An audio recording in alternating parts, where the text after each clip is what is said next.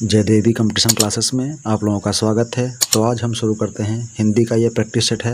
ये आप लोगों के लिए बहुत ही महत्वपूर्ण और कारगर साबित होगा। तो आप लोग के समक्ष हम ये हिंदी का प्रैक्टिस सेट प्रस्तुत करने जा रहे हैं, ठीक है। तो इसमें यूपीएसआई, स्टेट, टेट और सुपर टेट के लिए ये मान्य होगा, ठीक है। इसके अंतर्गत आप यूपीएसआई और यूपी पुलिस में भी इसको मतलब यूज कर सकते हैं, ठीक है। तो देख लेते हैं आज का हमारा पहला क्वेश्चन कौन सा है। तो पहला क्वेश्चन हमारा हो जाएगा, निस्दिन बरसत नैन हमारे, रहत पावस ऋतु हम पे, जब ते श्याम सिधारे। ठीक है, क्या है हमारा? तो ये है निस्दिन बरसत नैन हमारे, रहत पावस ऋतु हम पे, जब ते श्याम सिधारे। उपयुक्त पंक्ति में कौन सा रस है? तो इसमें वियोग संहार रस है, वरुण रस है, शांत रस है या हास्य रस है। तो इसमें से हमारा कौन सा रस हो जाएगा ये आपको बताना है। तो देखते हैं आप सबसे पहले आप में से कौन बताता है कि इसमें कौन सा रस हमारा हो जाएगा। तो जल्दी से बताएं आप लोग कि इसमें हमारा कौन सा रस है। तो देखते हैं सबसे पहले इसका जवाब कौन देता है। तो इसमें हमारा ऑप्शन नंबर कौन सही हो जाएगा? तो इसमें हमारा ऑप्शन नंबर सही है, ऑप्शन नंबर ए, वियोग संहार रस। ठीक है, कौन सा है? वियोग संहार रस है। ओके, क्या है इसमें? वियोग संहार रस है।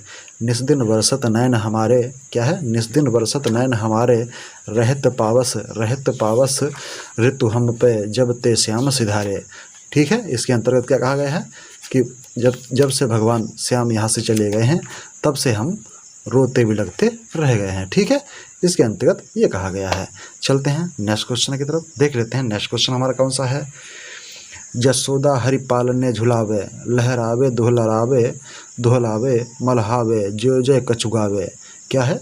जसोदा हरि पालनो झुलावे, लहरावे दुलरावे मोहलावे, जोय जोय कछुगावे। ठीक है, तो उपयुक्त पंक्ति में कौन सा अलंकार है ये आपको बताना है कि उपयुक्त पंक्ति में कौन सा अलंकार है। तो इसमें वात्सल्य रस है, अद्भुत रस है, रौद्र रस है या भयानक रस है।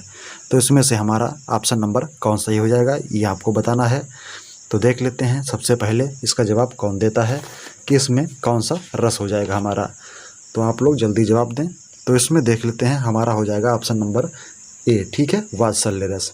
ठीक है, वात्सल्य रस में इसमें हमारा हो जाएगा वात्सल्य रस। ठीक है, माता अपने पुत्र के प्रति जो प्रेम करती है वो कहलाता है, तो वो कहलाता है वात्सल्य रस। ओके, चलते हैं नेक्स्ट क्वेश्चन की तरफ, देख लेते हैं नेक्स्ट क्वेश्चन हमारा कौन सा बना है। इनमें से किस बोली को बिहारी हिंदी से संबंध नहीं है? तो इसमें से किस बोली का बिहारी हिंदी से संबंध नहीं है? तो आपको बताना है मैथिली, अवधी, भोजपुरी, मगही। तो इसमें से जो हमारी कौन सी भाषा है वो किससे नहीं संबंधित नहीं है? तो बिहारी भाषा से संबंधित नहीं है। तो आप लोग हमारा जवाब जल्दी से दें कि इसमें से कौन सी भाषा जो है ये बिहारी हिंदी से संबंधित नहीं है। तो इसमें हमारा ऑप्शन नंबर कौन सही हो जाएगा? तो इसमें हमारा ऑप्शन नंबर सही हो जाएगा कौन सा? देखो, मैथिली भी है, भोजपुरी है, मगही है, पर अवधी नहीं है। ठीक है, तो इसमें हमारा ऑप्शन नंबर क्या सही हो जाएगा? बी सही हो जाएगा। ठीक है, अवधी बोली जो है ये बिहारी हिंदी से संबंधित नहीं है। ठीक है, किससे संबंधित नहीं है? तो ये बिहारी भाषा से संबंधित नहीं है अवधी। ठीक है, चलते हैं नेक्स्ट क्वेश्चन की तरफ। नेक्स्ट क्वेश्चन है, मगही किस प्रदेश की बोली है? तो मगही जो है ये किस प्रदेश की बोली है? मध्य प्रदेश, राजस्थान, पंजाब, बिहार। तो ये किस प्रदेश की बोली है? तो आप जवाब दें। तो ये हमारा इसमें ऑप्शन नंबर सही हो जाएगा कौन सा? तो इसमें हमारा ऑप्शन नंबर सही हो जाएगा मगही। तो मगही इसमें हमारा सही हो जाएगा बिहार। ठीक है, मगही की भाषा किसकी है? तो मगही ये भाषा है बिहार की। ठीक है, कहाँ की है? तो चलते हैं नेक्स्ट क्वेश्चन की तरफ, देख लेते हैं नेक्स्ट क्वेश्चन हमारा कौन सा है। तो नेक्स्ट क्वेश्चन हो जाएगा, सिंधी भाषा का विकास अपभ्रंश की किस बोली से माना गया है? तो सिंधी भाषा का जो विकास है वो अपभ्रंश की किस बोली से माना गया है? आपको जवाब देना है। तो ये है पैसाची, फिर क्या है, मागधी, ब्राचड़ या अर्धमागधी। तो इसमें से हमारा ऑप्शन नंबर कौन सही हो जाएगा? तो क्वेश्चन नंबर 5 में हमारा ऑप्शन नंबर क्या सही हो जाएगा? तो ये पंजाबी ये सिंधी भाषा जो है ये भाषा का विकास किस अपभ्रंश से हुआ है? तो ये ब्राचड़ भाषा के अपभ्रंश से हुआ है। ठीक है, किसका? तो सिंधी भाषा का विकास हुआ है। ओके, चलते हैं नेक्स्ट क्वेश्चन की तरफ। नेक्स्ट हमारा क्वेश्चन हो जाएगा, हिंदू मंग पर पाँव न रखियो का जो बहुते हिंदी भयो, ठीक है। तो हिंदू मग पर पाँव न रखियो, ठीक है। का जो बहुतय हिंदी भाख्यो, ठीक है। तो हिंदी भाख्यो उपयुक्त काव्य पंक्तियाँ किस बोली में हैं? भोजपुरी, ब्रज, बुंदेली, अवधी। तो इस क्वेश्चन नंबर 6 में हमारा ऑप्शन नंबर कौन सही हो जाएगा? तो इसमें हमारा ऑप्शन नंबर कौन सही हो जाएगा? अवधी, ठीक है। अवधी में है हिंदू मग पर पाँव न राख्यो, का जो बहुतय हिंदी भाख्यो, ठीक है। ये किस में है? तो ये अवधी भाषा में लिखा गया है, ठीक है। नेक्स्ट क्वेश्चन है इनमें से कौन सा पश्च स्वर है, ठीक है। इनमें से जो है कौन सा पश्च स्वर है आपको बताना है। तो देख लेते हैं सबसे पहले कौन जवाब देता है इसका, बड़ा आ, बड़ी ई, छोटी या छोटा आ। तो इसमें से हमारा जो है पश्च स्वर कौन सा हो जाएगा? तो पहले देख लेते हैं। ये हमारे जो हैं प्रयत्न के आधार पर, मतलब ओष्ठ के आधार पर ये वर्गीकरण किया गया है, ठीक है। तो जैसे ये बना होता है ओठ, ठीक है। ये ओष्ठ बना हुआ है, ओके। तो यहाँ पर कौन कौन से वर्ड होते हैं? छोटी, बड़ी, ठीक है। छोटी, बड़ी, ए ऐ, ओके, ए ऐ, ठीक है। यहाँ पर ए ऐ जैसे ये वर्ण आते हैं, ये किस में आते हैं? तो ये हो गए हमारे, ठीक है। ये कैसे हमारे वर्ण हो गए? ये हो गए अग्रवर्ण, ठीक है। तो क्या है ये अग्रवर्ण है, ठीक है। फिर पश्चिम में कौन से आते हैं? पश्चिम में देख लेते हैं। तो पश्चिम में हमारा ओ, ठीक है। क्या आता है? ओ, छोटा ऊ, बड़ा ऊ, औ, ठीक है। क्या आता है? औ और अंग, ठीक है। अंग, ये वर्ण आते हैं, ठीक है। अब हम देख लेते हैं मध्य स्वर। तो मध्य स्वर में क्या आता है? मध्य स्वर हमारे कौन से हो जाएंगे? तो मध्य स्वर में सिर्फ एक ही आता है, छोटा आ, ठीक है। छोटा आ जो है ये क्या कहलाता है? ये मध्य स्वर कहलाता है। तो इसमें हमें बताना कौन सा है? तो इसमें हमें बताना है पश्च स्वर, ठीक है। तो पश्च स्वर इसमें हमारा कौन सा हो जाएगा? तो क्वेश्चन नंबर 7 में हमारा ऑप्शन नंबर ए सही हो जाएगा, ठीक है। क्या हो जाएगा? ए। पश्च स्वर में क्या आता है? बड़ा आ, ठीक है। पश्च स्वर में बड़ा आ भी आता है, किसमें? पश्च स्वर में, ओके। चलते हैं नेक्स्ट क्वेश्चन की तरफ, देख लेते हैं नेक्स्ट क्वेश्चन हमारा कौन सा हो जाएगा। निम्नलिखित में से कौन सा देशज शब्द है? निम्नलिखित में से कौन सा देशज शब्द है? तो इसमें कातिल, रेल, मित्र, खिड़की। तो इसमें से हमारा ऑप्शन नंबर जो है कौन सही हो जाएगा? तो क्वेश्चन नंबर 8 में हमारा ऑप्शन नंबर सही हो जाएगा कौन सा? ऑप्शन नंबर डी हमारा इसमें सही हो जाएगा, ठीक है। जो खिड़की है ये हमारा कैसा शब्द है? तो यह देशज शब्द है, ठीक है। जिसकी उत्पत्ति का पता न चले वो क्या कहलाता है? देशज शब्द कहलाता है। जैसे इसका खिड़की का जो है इसका कोई पता नहीं चलता कि ये किस भाषा का शब्द है, तो इसीलिए इसको देशज भाषा में रखा गया है, ठीक है। चलते हैं नेक्स्ट क्वेश्चन की तरफ, देख लेते हैं नेक्स्ट क्वेश्चन हमारा कौन सा हो जाएगा। तो नेक्स्ट क्वेश्चन की तरफ चलें। निम्नलिखित में से कौन तालव्य ध्वनि है? तो निम्नलिखित में से कौन सी तालव्य ध्वनि है?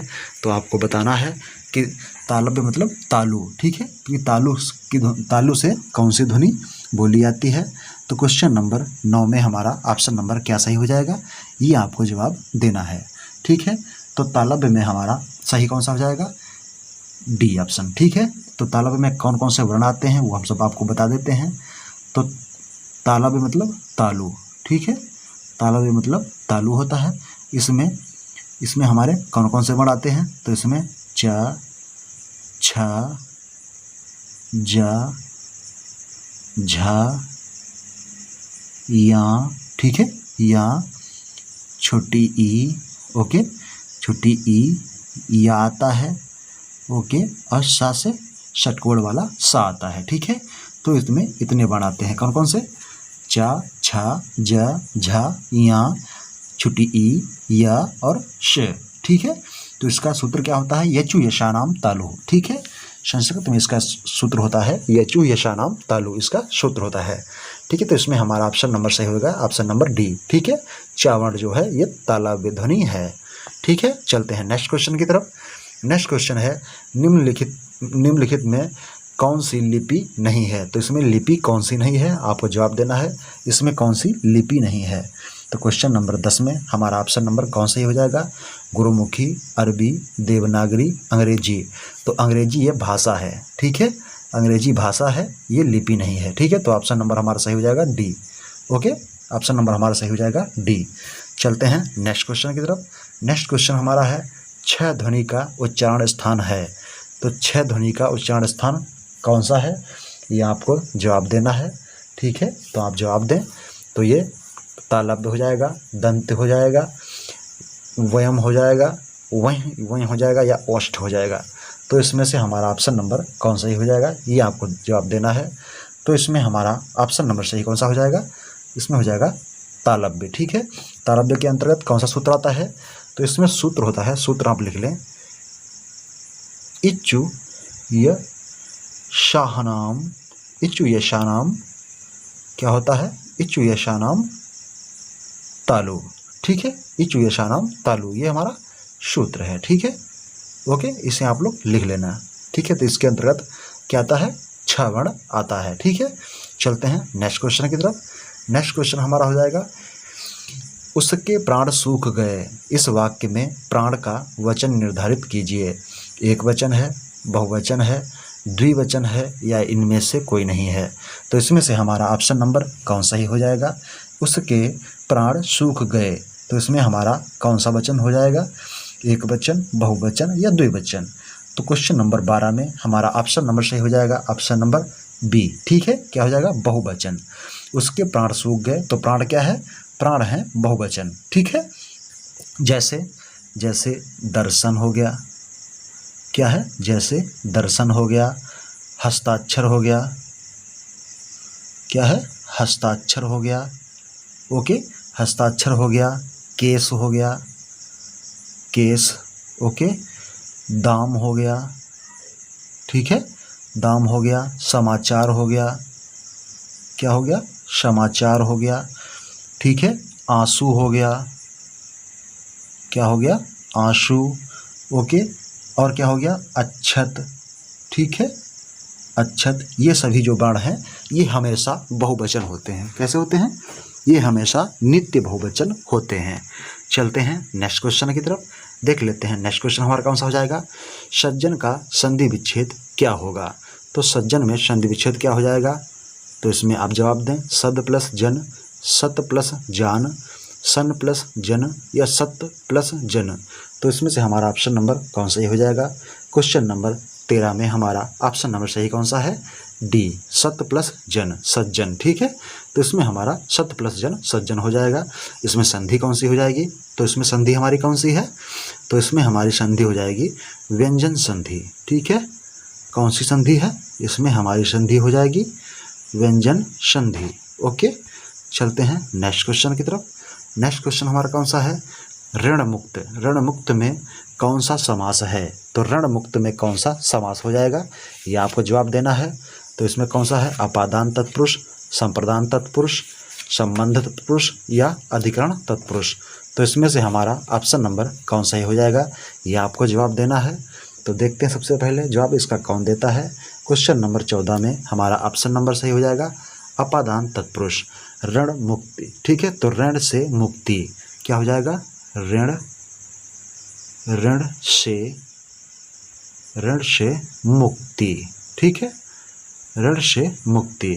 ओके, तो क्या हो जाएगा, अपादान तत्पुरुष हो जाएगा। ठीक है, क्या है, ऋण से मुक्ति मतलब ऋण हमसे अलग हो रहा है, तो क्या हो जाएगा, ऋण से मुक्ति हो जाएगी। ठीक है, चलते हैं नेक्स्ट क्वेश्चन की तरफ। नेक्स्ट क्वेश्चन हमारा कौन सा है, मोक्ष का पर्यायवाची शब्द है। तो मोक्ष का पर्यायवाची शब्द कौन सा हो जाएगा, निर्वाण, चाल, दशा, मति। तो क्वेश्चन नंबर 15 में हमारा ऑप्शन नंबर कौन सा हो जाएगा, निर्वाण हो जाएगा। ठीक है, मोक्ष का पर्यायवाची हो जाएगा निर्वाण। ओके, चलते हैं नेक्स्ट क्वेश्चन की तरफ। नेक्स्ट क्वेश्चन है चर्म शब्द का सभिन्नार्थक शब्द क्या है। तो चर्म का सभिन्नार्थक शब्द क्या हो जाएगा, चमड़ा, चर्म, अंतिम, चित्र। तो इसमें से हमारा ऑप्शन नंबर कौन सा ही है, क्वेश्चन नंबर 16 में हमारा ऑप्शन नंबर सही हो जाएगा चमड़ा। चर्म को चमड़ा ही बोलते हैं। ठीक है, तो ये इसका पर्यायवाची होता है या समभिन्नार्थक शब्द, तो चमड़ा हो गया। ठीक है, चलते हैं नेक्स्ट क्वेश्चन की तरफ। नेक्स्ट क्वेश्चन है खाक में मिलाना। खाक में मिलाना मुहावरे का सही अर्थ क्या है, कीचड़ में मिला देना, सब तोड़ देना, नष्ट कर देना या हानि पहुंचाना। क्वेश्चन नंबर 17 में हमारा ऑप्शन नंबर कौन सही हो जाएगा, तो इसमें हमारा सही हो जाएगा ऑप्शन नंबर सी, क्या है, खाक में मिलाना। खाक में मिलाना के क्या हो जाएगा, नष्ट कर देना। ठीक है, तो इसमें हमारा ऑप्शन नंबर सी सही हो जाएगा। चलते हैं नेक्स्ट क्वेश्चन की तरफ।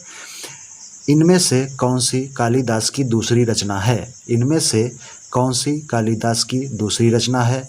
अभिज्ञान शाकुंतलम, दशरूपक, प्रतिभा नाटकम या रघुवंशम। तो इसमें से हमारा ऑप्शन नंबर कौन सही हो जाएगा, ये आपको जवाब देना है। तो देखते हैं सबसे पहले इसका जवाब कौन देता है। तो आप लोग जल्दी करें और इसका जवाब दें भाई।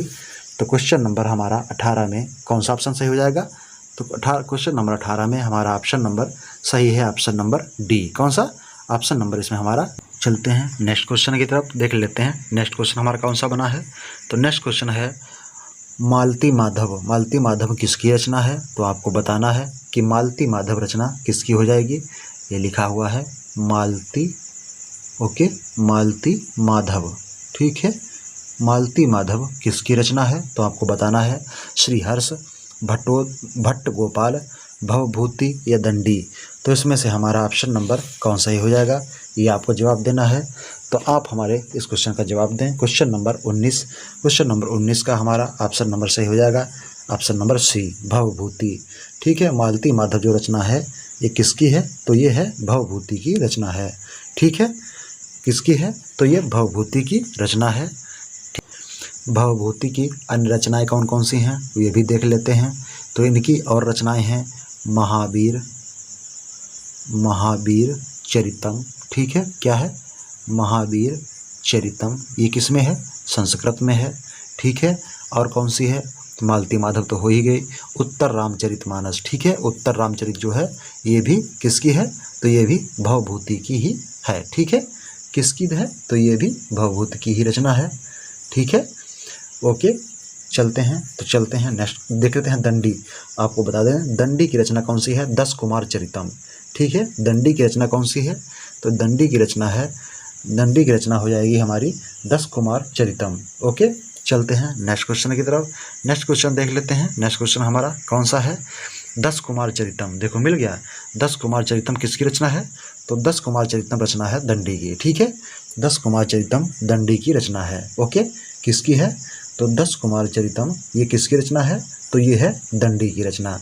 ओके, भवभूति की रचना कौन कौन सी थी? तो महावीर चरितम, उत्तर चरितम और मालती माधव। ठीक है, किसकी रचना थी? तो ये भवभूति की रचना थी। ठीक है, किसकी रचना थी? भवभूति की रचना थी। ओके, कालिदास की रचना कौन कौन सी थी? तो कालिदास की रचना देख लें, रघुवंशम, कुमार संभवम, मेघदूतम, ऋतुसंहार, अभिज्ञान शाकुंतलम, मालविकाग्निमित्रम, विक्रमो वर्षियम। ठीक है, ये किसकी रचनाएं हैं? तो ये हैं कालिदास की रचनाएं। ठीक है, किसकी हैं? कालिदास की रचनाएं हैं ये। चलते हैं नेक्स्ट क्वेश्चन की तरफ, देख लेते हैं नेक्स्ट क्वेश्चन हमारा कौन सा है। नेक्स्ट क्वेश्चन है राम घर से निकला। राम घर से निकला, इस वाक्य में घर से कौन सा कारक है? घर से कौन सा कारक है, ये आपको जवाब देना है। तो क्वेश्चन नंबर 21 में हमारा ऑप्शन नंबर कौन सही हो जाएगा? करण कारक, कर्ता कारक, संप्रदान कारक या अपादान कारक। तो इसमें क्या हुआ? तो इसमें हमारा ऑप्शन सही हो जाएगा ऑप्शन नंबर डी। ठीक है, राम घर से निकला मतलब घर से अलग हो गया। ठीक है, तो इसमें हमारा सही हो जाएगा अपादान कारक। ओके, चलते हैं नेक्स्ट क्वेश्चन की तरफ। नेक्स्ट क्वेश्चन कौन सा है? गठरी शब्द है। तो गठरी शब्द कैसा है, ये आपको जवाब देना है। पुल्लिंग है, विधिलिंग है, नपुंसकलिंग है या स्त्रीलिंग है। तो इसमें हम गठरी जो है, गठरी बांधी गई। ठीक है, गठरी बांधा गया नहीं होता। ठीक है, तो इसमें हमारा ऑप्शन नंबर डी सही हो जाएगा। ठीक है, स्त्रीलिंग हमारा इसमें सही हो जाएगा। गठरी में क्या हो जाएगा? गठरी में हमारा स्त्रीलिंग सही हो जाएगा। ठीक है, पुल्लिंग कैसे जानते हैं? जैसे वह गया। ठीक है, तो गठरी बांधा गया जो होता तो क्या होता? पुल्लिंग हो जाता। ठीक है, पर गठरी बांधी गई तो ये स्त्रीलिंग में आ जाएगा। तो गठरी बांधी गई, ओके, स्त्रीलिंग ये हमारा सही हो जाएगा। चलते हैं नेक्स्ट क्वेश्चन की तरफ। तो नेक्स्ट क्वेश्चन हमारे यहीं समाप्त होते हैं। आज की जो प्रैक्टिस सेट में हमारे 22 ही क्वेश्चन थे। तो आप लोग हमारे चैनल को लाइक, शेयर और सब्सक्राइब करें। अपने दोस्तों को भी सुझाव दें कि वो हमारे चैनल को लाइक, शेयर और सब्सक्राइब करें। Thank you, thanks for watching, धन्यवाद।